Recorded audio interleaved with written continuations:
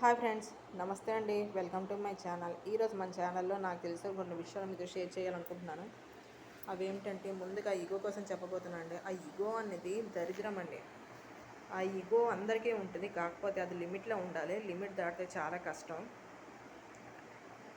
అది కూడా కాలు కింద ఉండాలి కానీ తల మీద ఎప్పుడు ఉండకూడదండి.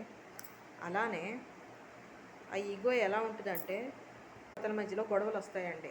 ఆ గొడవలు వచ్చినప్పుడు ఒకరు రైజ్ అయినప్పుడు ఒకరు తగ్గిపోతుండారండి. అలాంటప్పుడు అక్కడ గొడవ అనేది కూల్ అవుతుంటుంది. అంతేగాని మాటకు మాట సమాధానం ఇచ్చుకుంటూ పోతే గొడవలు ఎక్కువైపోయి అదేమో ఈగోకి దారి తీస్తారనమాట. ఆ ఈగోకి పోవడం వల్ల కొన్నిసార్లు జీవితాలు కూడా నాశనం అయిపోతుంటాయి. సో దయచేసి ఈగో తగ్గించుకోండి. ఒకరి మీద ఒకరికి నమ్మకం ఉండాలి, అర్థం చేసుకునే మనసు ఉండాలి. అంతేగాని ఈగోకి ఎప్పుడూ పోకండి. అలానే ఈ గొడవలు అనేవి ఎందుకు వస్తాయంటే, చెప్పుడు మాటలు వినడం వల్ల సగం వస్తాయండి.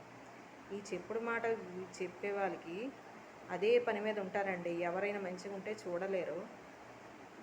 అవి ఎలా అంటే, మనము బాగుపడితే చూసే జనాల కన్నా నాశనం అయిపోతూ చూసే జనాలే ఎక్కువండి ఈ రోజుల్లో.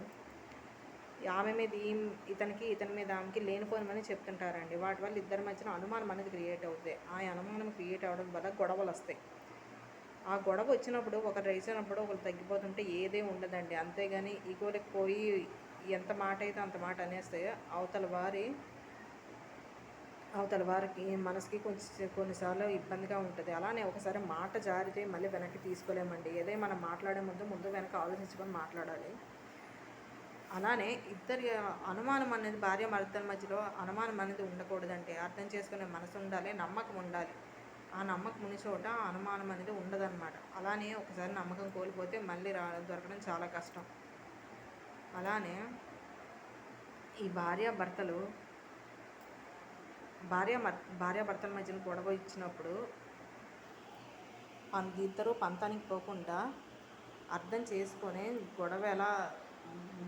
గొడవని సర్ది మనకేలా చూసుకోవాలి. అంతేగాని ఒకరికొకరు పంతానికి పోయి జీవితాలను నాశనం చేసుకోవద్దండి. ఇదే నాకు తెలిసిన విషయం అండి. ఎందుకంటే ఈ జనరేషన్ ఇలా ఉంది కాబట్టి మనం చూస్తున్నాం ఇలాంటివి. సో నాకు తెలిసిన మీతో షేర్ చేసుకున్నాను. ఒకవేళ నాకు వీడియో మీకు నచ్చినట్టయితే లైక్ చేయండి, షేర్ చేయండి ఫ్రెండ్స్.